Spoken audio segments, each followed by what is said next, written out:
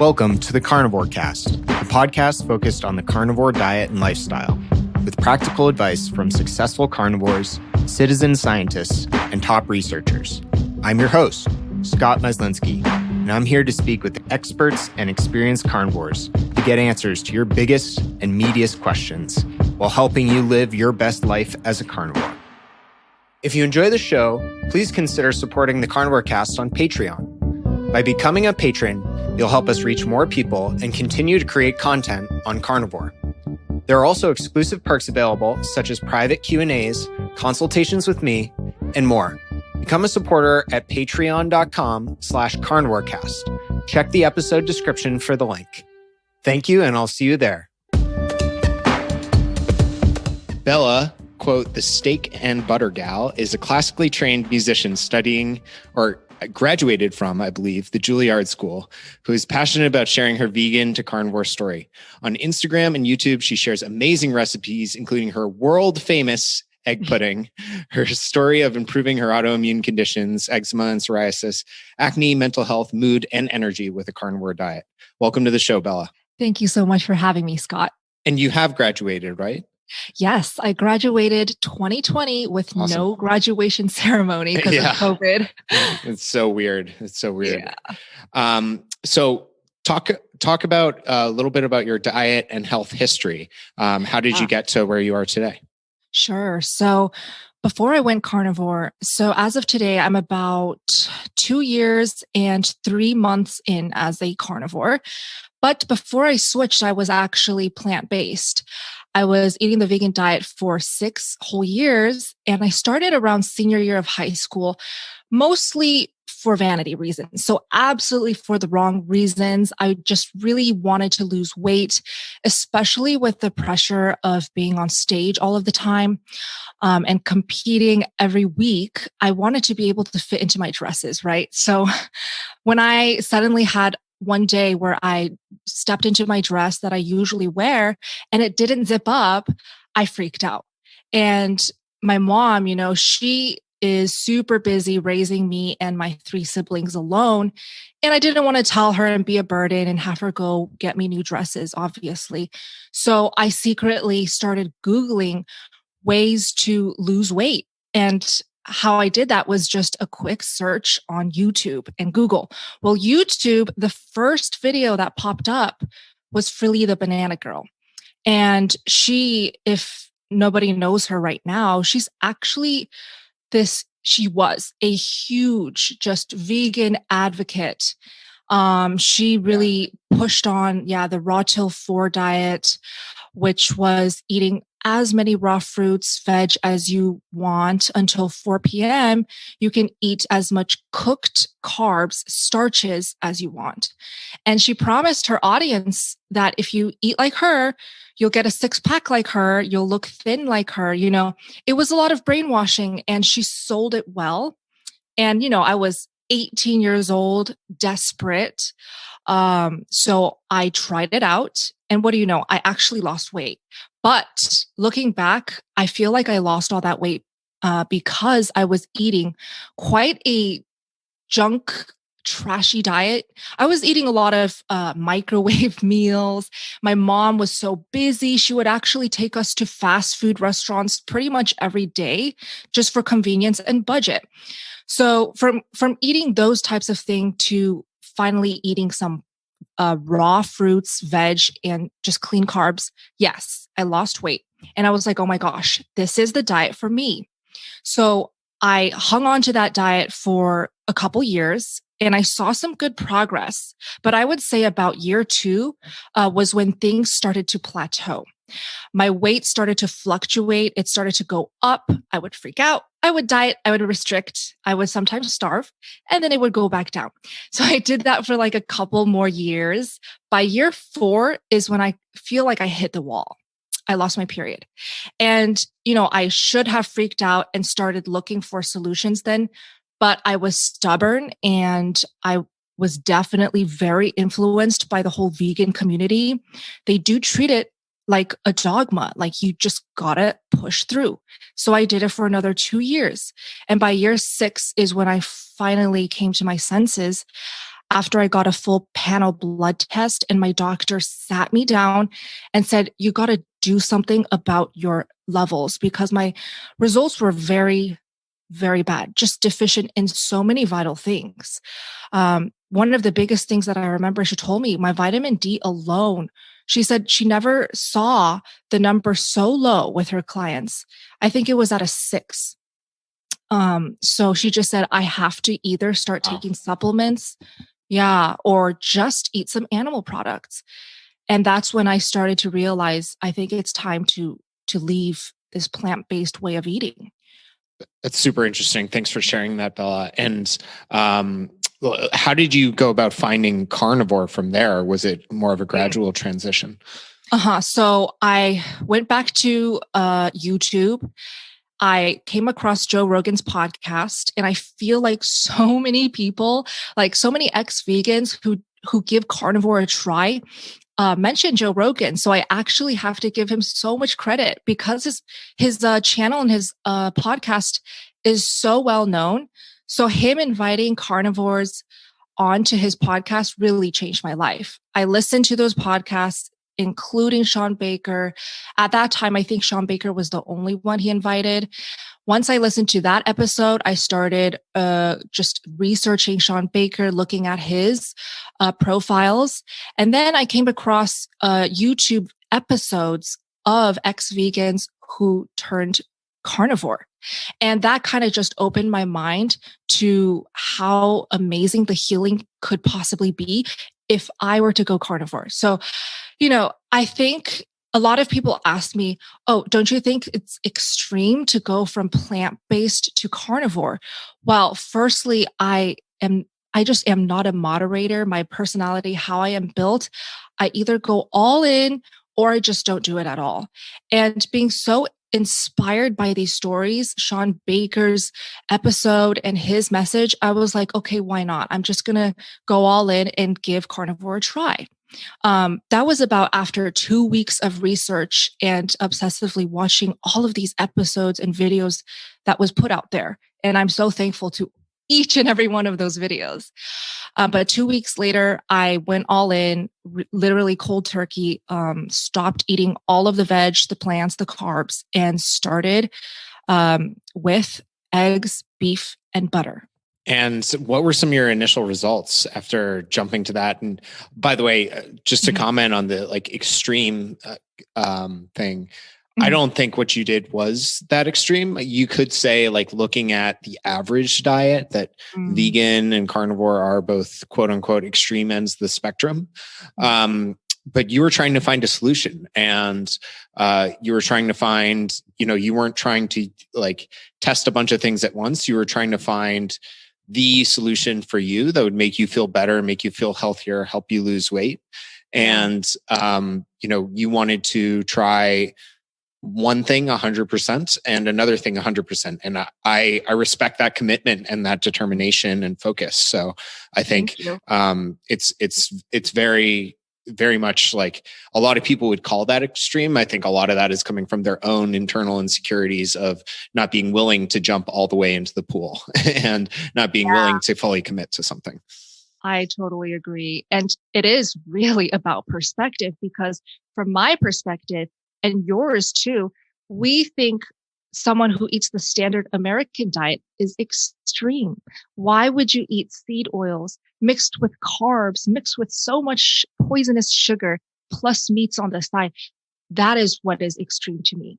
And so I do think it's about perspective. Absolutely. And Bella, what were some of your initial results when hopping on carnivore? How long did it take you to notice some changes, and what were they? I have to say, it took some time, and I did go through quite a lot of rough patches. The first month was very tough, and understandably so, because I came from just eating low fat, super low fat, super high carb, and not enough protein, to suddenly eating just beef, eggs, and butter, which is filled with fats and healthy proteins. My body had no idea how to process and digest. So everything just flowed right through me. So I would be running to the toilet frequently. And during that month, actually, I was at school, going to Juilliard for classes every day, pursuing my master's degree. It was very, very tough because I would be sitting in class and I feel my stomach rumble. I got to run to the bathroom. So very awkward, just not convenient, but I pushed through. There's always a way to make it work. Appetite wise, I did notice my appetite increased drastically. I was just ravenous. I felt like my appetite, my hunger, it was insatiable. So what I did was that whole first month, I ate literally from the moment I woke up to the moment I went to bed because I was just that hungry. And when I go to class, I would be packing steak. I would chop it up in little bites, put it in a Ziploc bag, throw it in my bag. I would be packing sticks of butter and putting it in a Ziploc bag with ice so it'll stay hard. And that's how I survived the first month. Cravings wise, totally very tough as well. I just really craved for bananas and watermelon and sweet potatoes. But what helped was keeping those fats up. So the initial symptoms, lots of loose stools, appetite was all over the place. My energy wasn't great. I felt fatigued. I mean, I was eating insane amounts of food. So I was also having food comas all the time. But I will say that after eating all that food post meal, I would feel just euphoric. Finally, for once in so long, I felt like I was satiated. So that's something that I never thought I could feel again, especially after 6 years of eating literally no nutrients, empty calories, I would say, with those salads and those fruits. I finally felt satiated, and I did feel that some of those nutrients went to my brain. And so I felt like my brain was slowly waking up and I was accessing more and more of my brain. It's strange. Like, I don't know how to describe it, but week after week, from the moment I started, every time I sit at the piano, I was like, whoa, I can't believe I learned that phrase that quickly. That was easy. Usually I would really have to work at it and push through the practice hours. But little things were starting to change. By month 2 was when I started to feel like my energy was starting to rise. So it was very gradual. Everything was it took a lot of time. And I would say, because I was so committed, because no matter what, I never went back to restricting. I never went back to my old habits. And it took a lot of energy to fight those habits.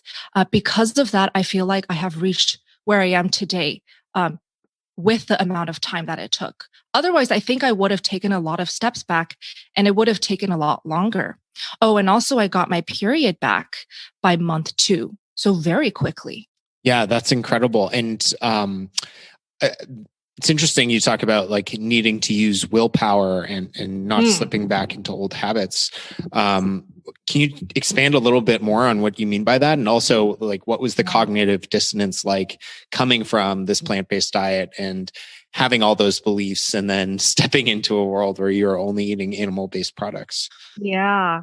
Okay. So having that willpower to fight my old habits, what I mean by that is over the course of the 6 years eating plant-based and secretly restricting, secretly starving, honestly, a lot of it was behind the covers.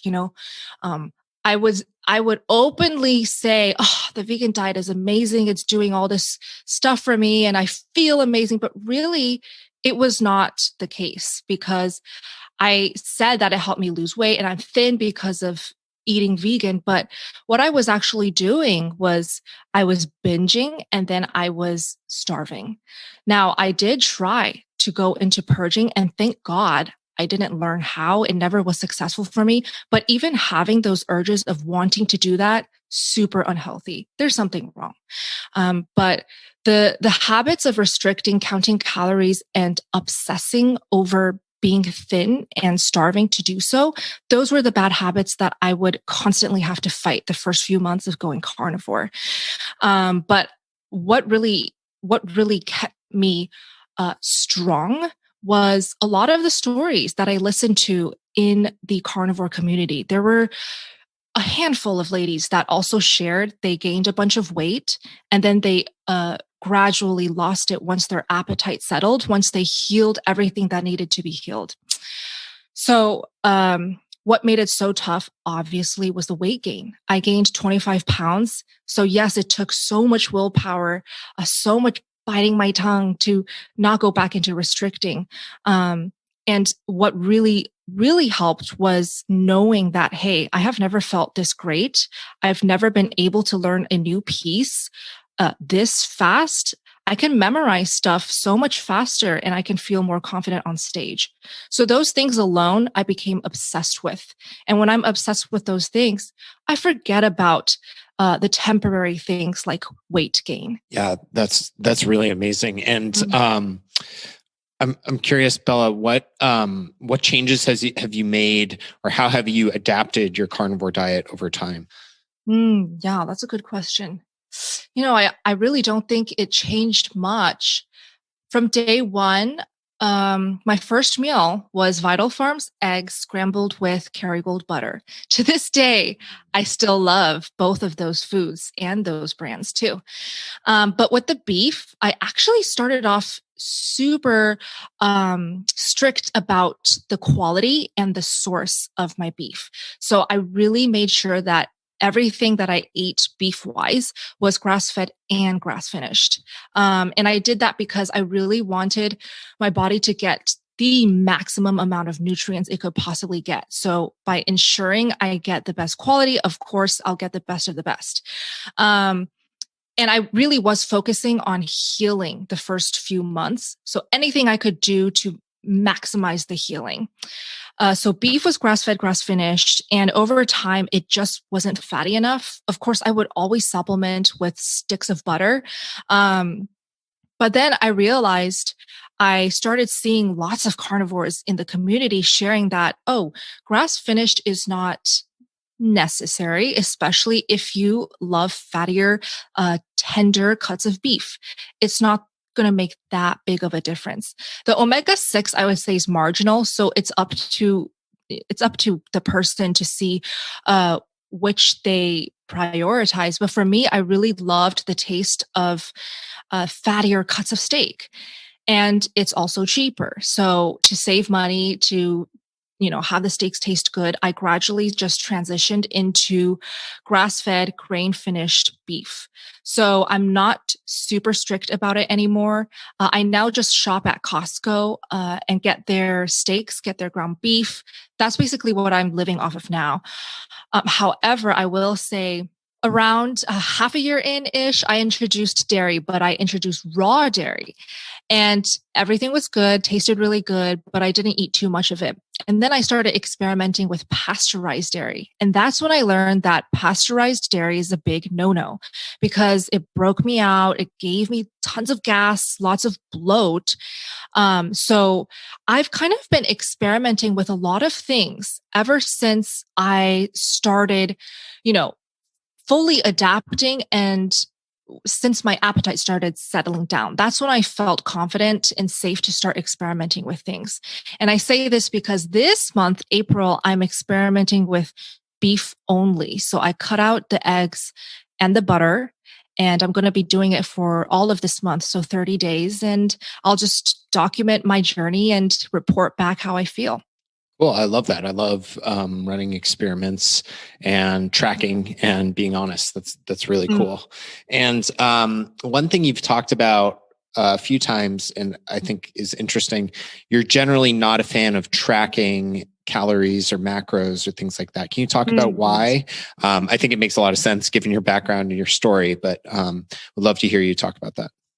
Yes. So I would say I'm very heavily influenced from my old habits, like where I came from, the fact that I did have an eating disorder, binging, starving. That is an eating disorder. And I really don't think you have to be clinically diagnosed that you have a certain disorder to be aware that there's something wrong with your eating habits.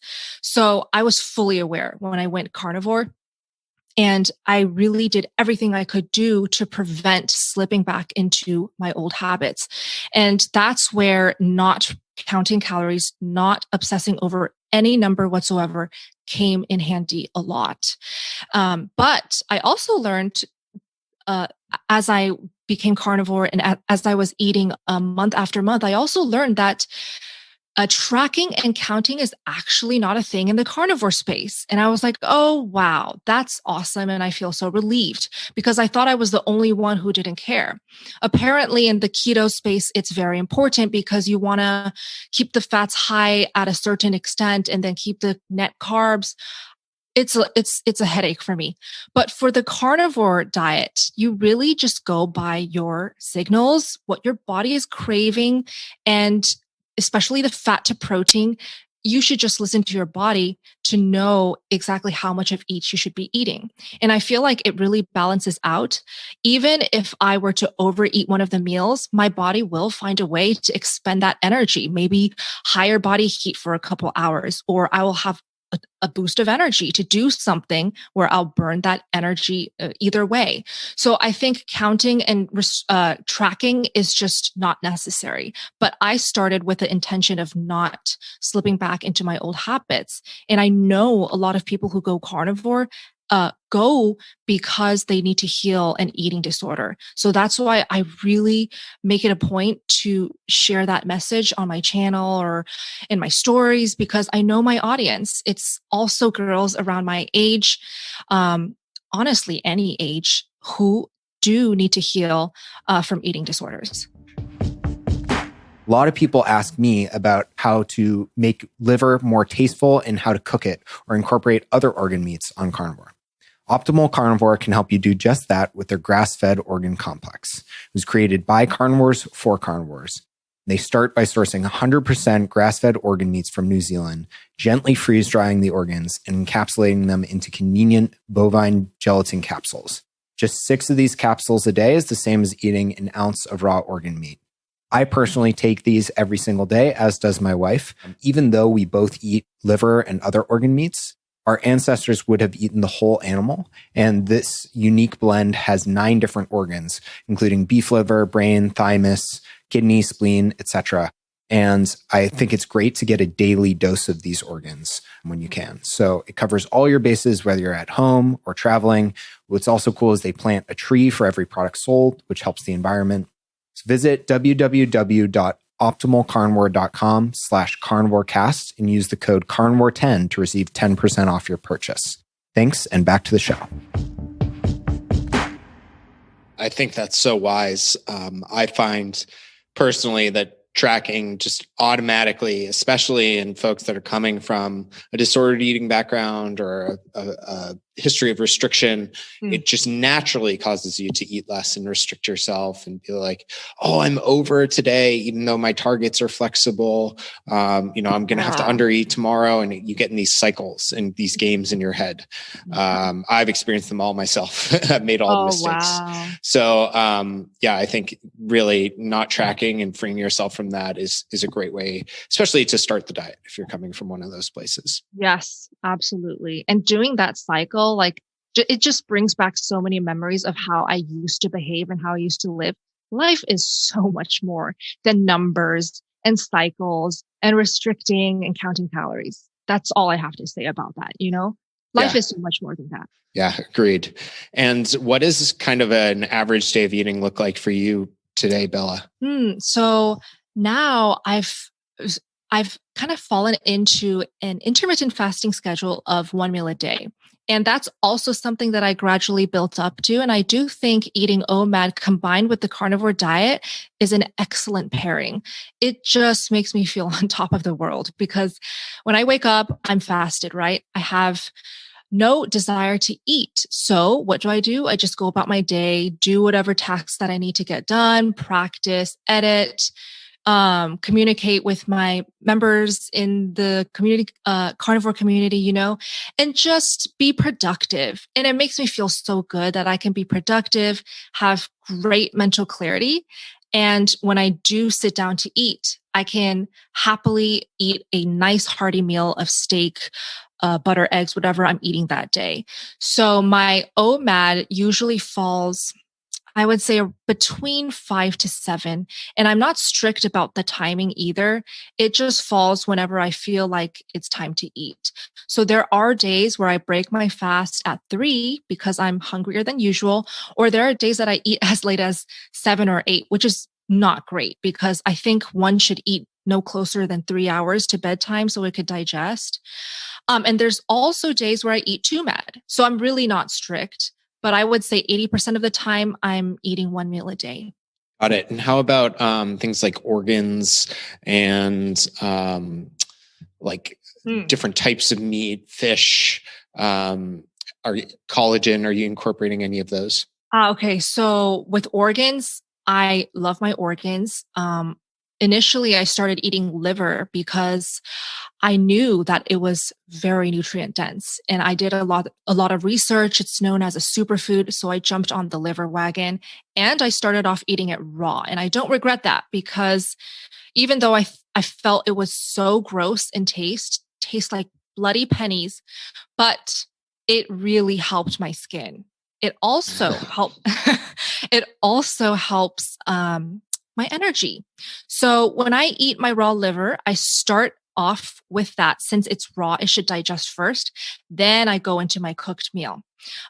Besides liver, I also usually eat some heart and kidney to balance out. Those are the only organs I tend to eat. And with the meats, it's usually just beef. Because I have eczema and psoriasis, I do have to be careful about the different types of meat that I eat. I do notice that when I eat pork, chicken, turkey, my eczema flares up a little bit and I start itching again. So with beef, absolutely no issues, even if it's, just grass-fed, grain finished. And, seafood. I love seafood. Raw salmon always, just love the fat content and the mouthfeel. I love raw any seafood is great for me. Raw scallops are great, but I usually tend to go with raw salmon for seafood. And then eggs and butter. And I think that's it. Oh, raw dairy sometimes, but that's very minimal. Sounds delicious. And yeah, it's really funny you talk about the raw liver. I was a strict carnivore for over a year before I could even think about trying liver. I bought it so many times and the smell just completely repulsed me. I tried to eat it holding my nose and everything. I just couldn't stand it. And then I got into originally liverwurst, which was like mixed with spices and, only a certain percent liver. And then I graduated to cooking it from frozen in bacon fat, like quick sear on each side. So it's still raw in the middle because it's frozen. That worked really well. And then I eventually graduated to just eating it raw. And I love it that way now. It tastes like, it's really weird. Different liver tastes different, but across the board, a lot of the times it tastes like peanut butter to me. I don't know why. It's this really strange taste. But I really love raw liver. It just like makes my brain buzz. Yes. And congrats. That's really awesome. And I do agree, like you do learn to like the taste. Yeah. And I do find when it's good quality, when it's super fresh, the fresher, the sweeter. So I do like it now. Yeah, me too. It's so strange because all of these people contact me and they're like, how the heck do you stomach organ meats? Or like, I could never eat organs. I hate them. Can I still do carnivore? I'll never be able to eat them. And I'm like, just be patient. I was there. Yeah. Well, Bella, one thing I think you do really well is and I love to hear about how you do this, is making the carnivore or diet in general, like fun, lighthearted, and entertaining. Cause I think that's something you're a master at. Oh, thank you. I mean, I guess I'm just a bubbly person naturally. So I don't want to come off as somebody that I'm not just because I'm on social media. And I just try to be myself. And I have to say, now that I'm back with family, the source of my, bubbliness and silliness is definitely my little brother. He's 12. Ever since he was born, he changed my life because having a kid so young throughout my life, it just brings that child out of you. So I really try to approach life and everything that I do with a fun attitude, never take myself too seriously. And I think with the carnivore platform that I put myself out there, I'm not trying to get any type of follower count or any type of monetary results out of it. All I'm doing is so I could spread a message. So knowing that, obviously, I want to keep it fun. So people want to know and watch. When things are fun, people look, right? So my end goal is to spread the word about the carnivore diet. And right now it's very effective because when I share recipes that are fun, when I share stories and videos that are fun, people are watching, yet also learning about the carnivore diet. So I think it's a good pairing, and putting a music video in there too. It gets everything out about me. Yeah, that's great. And it really comes through in all your content. I really enjoy it because you're incredibly intelligent and that's very clear. But you're able to make things fun and entertaining. And that's something I try to do more and more of with my content. And Bella, you've talked about the eczema, but I think even further beyond that, you talk a lot and post a lot about skincare. Can you talk about some of the things that have worked well for you or work well for others, or how you incorporate skincare on a carnivore diet? Sure. Now, my skincare has evolved a lot. Before, I was very obsessed with the Korean way of skincare, the 10-step Korean process way of taking care of skin, having perfect glassy skin. So you obviously have to do 10 layers of skincare. It was a tedious process. But upon going carnivore, I started noticing my skin was just improving on its own. I didn't really invest in expensive skincare anymore when I went carnivore because I really was just so focused on school and eating right. But yet I still noticed my skin was improving. My acne was not popping anymore. I wasn't getting new pimples like I usually do. Even when I got my period, I wasn't getting any cystic acne pimples. So I was like, okay, something is definitely working. And the only thing I changed was my diet. So I continued to just keep eating and being patient. And every month I was seeing more and more benefits, more improvements in my skin. Not only was my eczema going away, which is something that never happened before. I would always have to renew my prescription for ointments just to keep it under control. Didn't have to do that anymore. And with my skin, all I started using was a nice face wash. Okay, so for skincare, always fragrance free, always alcohol free. That's the best thing you can do. And you're not spending extra money because usually the cheaper brands, like even drugstore, they always make it fragrance and alcohol free.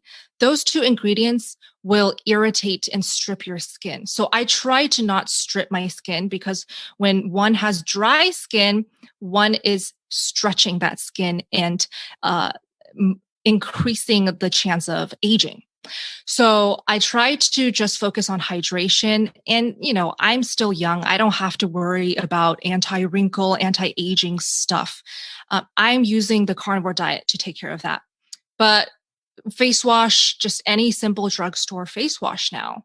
Sometimes when I wake up in the morning, I don't use any face wash, just a splash of cold water. I want to keep that natural hydration from my skin.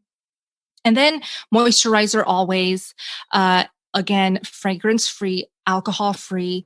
Any drugstore will do. A good brand I do recommend is Simple, the Simple brand. Any CVS carries that. So I don't use SPF because I don't think it's effective in blocking the right UV rays. I want to actually get vitamin D, especially since I'm still recovering from my low vitamin D levels. So I don't use SPF. I just go out in the sun for safe amounts of time at optimal times, go back in and go about my day. What else do I do for skincare? Honestly, it's just cleanser and a good moisturizer.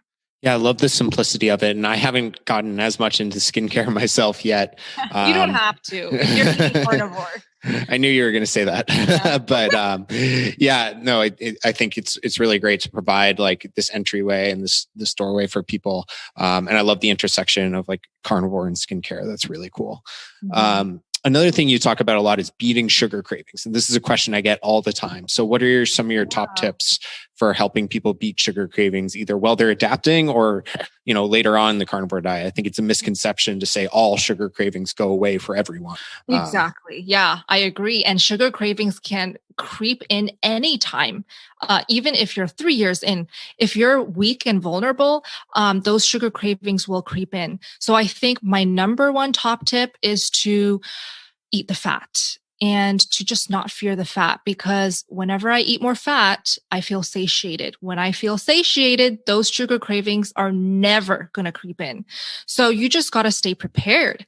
Not only do you have to stay satiated, you have to always make sure there's carnivore foods that you love ready. And when I say ready, like you already cooked it, right? Because when you're already in that vulnerable state where you're wanting that chocolate or that ice cream, you're going to be lazy to cook anything that's carnivore. And that's when you will slip up and reach for those foods.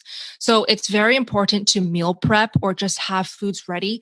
Boiled eggs, meat patties, a steak that you can eat cold. It tastes great. Just put it in the fridge, ready to eat. Besides the fats and the meal prep.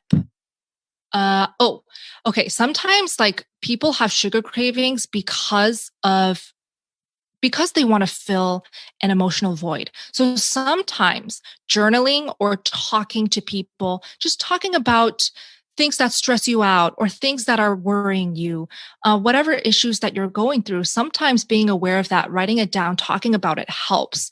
Because sugar cravings, a lot of people treat sugar and food as a way to feel better, as a way to feel, right? Like as a way to fill an emotional void, or because they're in a lot of pain or they're depressed.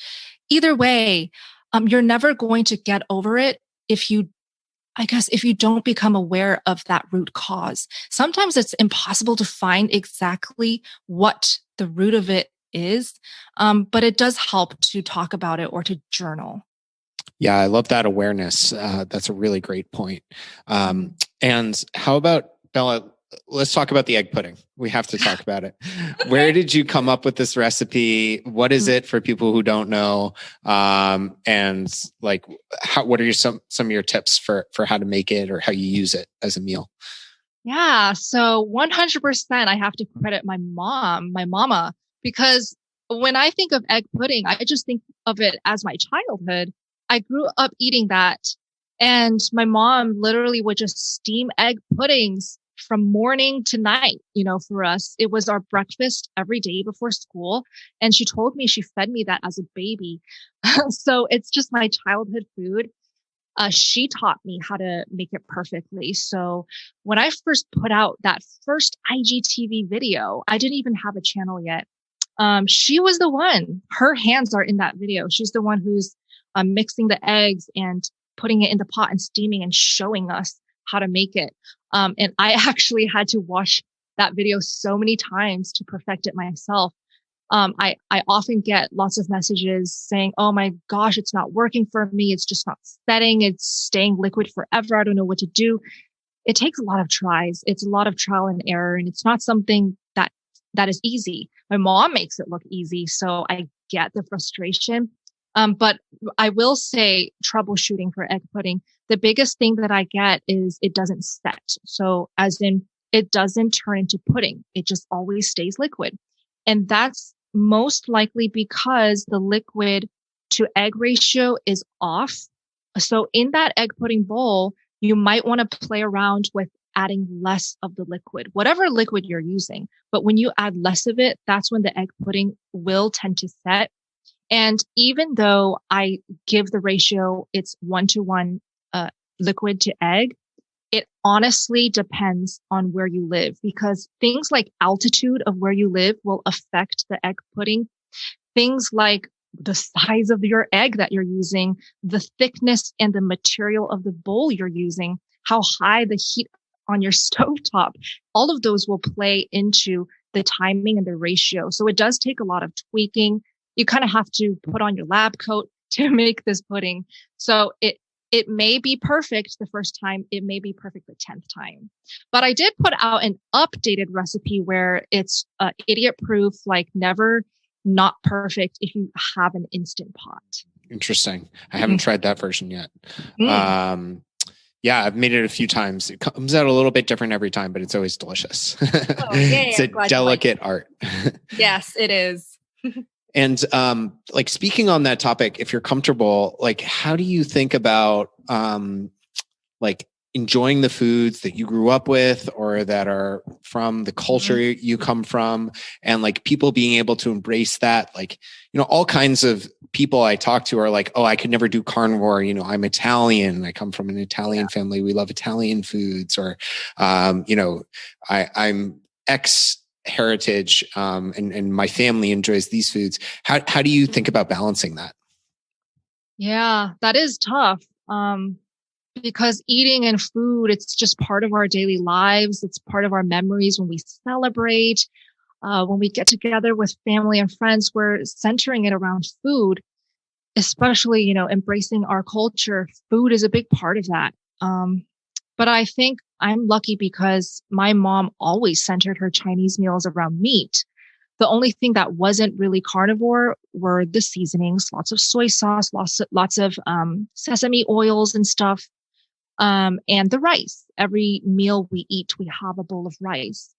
But honestly, it's not that big of a sacrifice for me to cut out the seasonings because I don't need it to enjoy my meats, and to cut out the rice because I honestly feel like having more stomach space to eat more meat is a win.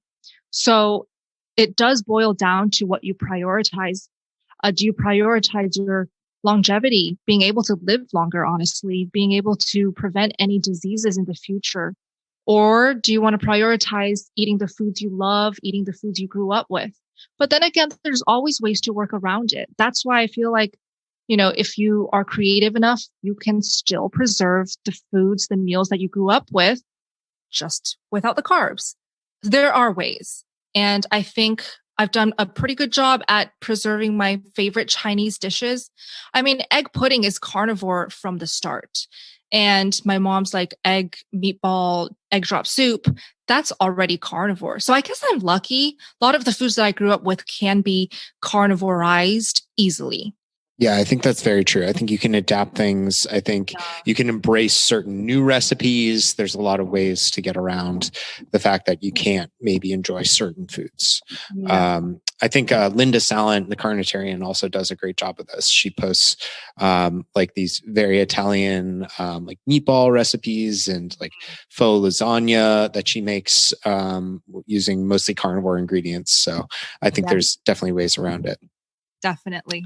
And what are some of the common questions you get or misconceptions you see with people in the carnivore community, both more experienced and less experienced, or just in general topics inside carnivore that you're most passionate about or wish you could shout from the rooftops? Okay. Well, fat is not going to make you fat. Don't fear the fat. And every time I show myself eating, you know, taking big bites out of a whole stick of butter, I always get at least 20 messages. Oh my gosh, aren't you afraid of getting fat? And, you know, that's the biggest thing that I want to shout at the top of my lungs. Fat is not going to make you fat. I have luckily convinced a lot of ladies that I've made friends with to just eat more fat. And what do you know? They always report back to me, give me updates saying, oh my gosh, I lost weight. My pants are fitting looser, you know? So it takes a lot of unlearning. The things that we thought were true, how, you know, eating fat's going to make you obese and you got to limit the fat. It takes a lot of unlearning for sure. But it also takes a lot of courage to just experiment with things. Sure, you might not feel best with high fat. Obviously, I'm not saying you have to eat high fat, but don't fear the fat. Don't fear experimenting with it at least. And another thing that I want to shout super loud is stop weighing yourself. Like that is so unproductive. And that's definitely going to ruin your day, especially you ladies and gents who are listening, who do come from an eating disorder or who can get obsessed with that number on the scale. Just put it away, give it to your neighbor or throw it away. And one last thing is eating out is impossible with carnivore. It's actually pretty easy. Okay, if you stay prepared. My biggest tactics, call the restaurant beforehand. They'll always pick up and they'll always want to help you out and cater to you. And let's say you make a reservation with family and friends. You can always call ahead and make a special order, tell them what time your reservation is, and tell them that you have allergies.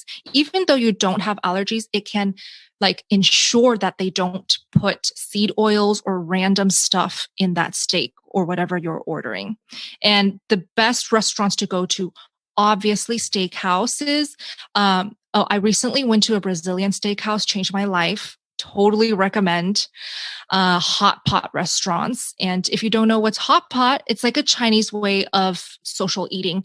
And you can get a whole pot of like broth or hot liquid, and you literally just dip raw meats in the hot pot and eat like that. So it's like carnivore heaven. So I recommend those three if you do eat out. There's always a way. And let's say your family or friends already made a reservation at a restaurant that is absolutely not carnivore friendly.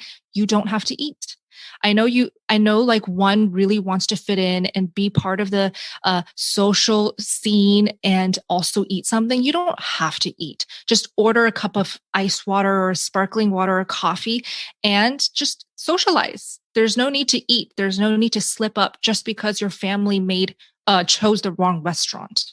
Yeah, that's all sound advice. And I think you're really a role model, Bella, for eating the fat and staying off the scale and not tracking meticulously. You really embody, and I'm sure that you're helping a ton of people with those behaviors as well. I do hope so. And what gets you really excited, Bella, or fills you with purpose? Like, what are you looking forward to over the coming months, years? Diet, content related, or something completely different? It could be something about your music. What are you really excited about? Yeah, I think about that all the time and I don't have a definitive answer. I never thought I would be on social media and I never thought I would have a YouTube channel called Steak and Butter Gal. I think COVID changed a lot of things because from the start, I always thought I would be a musician. I thought I would always be concertizing. That was my dream. But things have changed because I've realized another passion, and that's content creation and community building. And when I say community building, I mean gathering more and more people who are passionate about eating well. And that could be carnivore, keto, ketovore, and bringing them together and having just hangouts and talking about it, sharing updates, inspiring each other. And I've done that through a platform on Mighty Networks. I called it the Steak and Butter Gang. But people can just join for free and just have this sense of belonging and be a part of a community that's safe, no judgment, literally no ads, no vegan hate. It's off social media. But I've been working hard at that and growing that community because I really believe it is so important to feel that sense of belonging when it comes to staying on track with diet, especially when we are eating a diet that's still so fringe. It's still seen by the public eye as crazy, So a lot of people need to feel a sense of community to stay on track. So that's why I created that group. And I guess I really hope that grows. And hopefully I do want to host bigger challenges. I do monthly challenges where I host bi-weekly calls with the members who join, where we really get deep with the carnivore diet. We learn from each other. We're literally just hanging out live on Zoom. And I feel like that is the best feeling ever, to just hang out with people who are like-minded, who are passionate about the same things. I always leave those meetings feeling so just invigorated. And I do want to give that opportunity to much more people. So, we'll see where this all goes. I do see myself staying on YouTube for quite a while because as long as I'm carnivore, I'm going to keep wanting to share. But I don't have a definitive answer. I also want to bring my music making into that channel more, but I'm still thinking of ideas on how. Yeah, that's excellent. I really love the community aspect, and it shows how much of a giver you are, providing that for people and bringing people together. Because I think that's one of the aspects that's really missing from a lot of people's diet journey is having that support system and that network and people who you can connect with and not feel like an outsider because of your diet. So where can people follow you, Bella? This has been fantastic. Really appreciate you coming on the show, and I will link absolutely everything in the show notes as well. Oh, well, firstly, I have to say you're an excellent host. You make me feel so comfortable. I feel like I'm talking to my friend. You're great. Oh, thank you. But you can find me on YouTube and Instagram at Steak and Butter Gal. And I actually recently started a second channel with two of my carnivore buddies, Janice and Raymond. We're all carnivore, but we do have a unifying trait.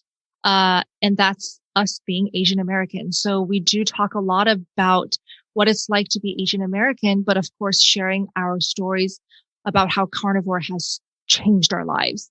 And I'm super excited because we recently invited Judy Cho, and the episode's going to come out soon, but just got to plug that second channel. Oh, cool. What's the name of that?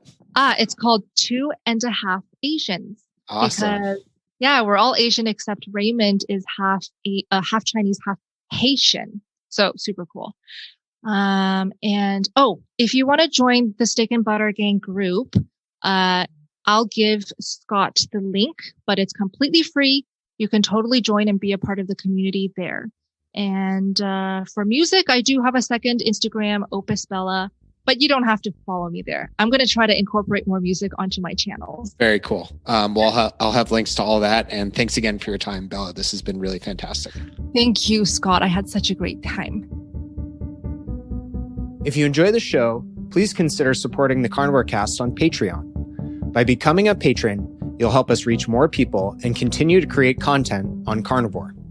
There are also exclusive perks available, such as private Q&As, consultations with me, and more. Become a supporter at patreon.com/carnivorecast. Check the episode description for the link. Thank you, and I'll see you there. Thank you for listening to this episode of the Carnivore Cast. If you enjoyed this episode, please review on iTunes. It really helps us out. And share it with a friend. What questions would you like answered, or who would you like to hear from in the carnivore research community? You can find me on Twitter, Instagram, and Facebook at Carnivore Cast, or go to carnivorecast.com. You can also email me at info@carnivorecast.com. I'd love to hear from you. Until next time, keep it carnivore.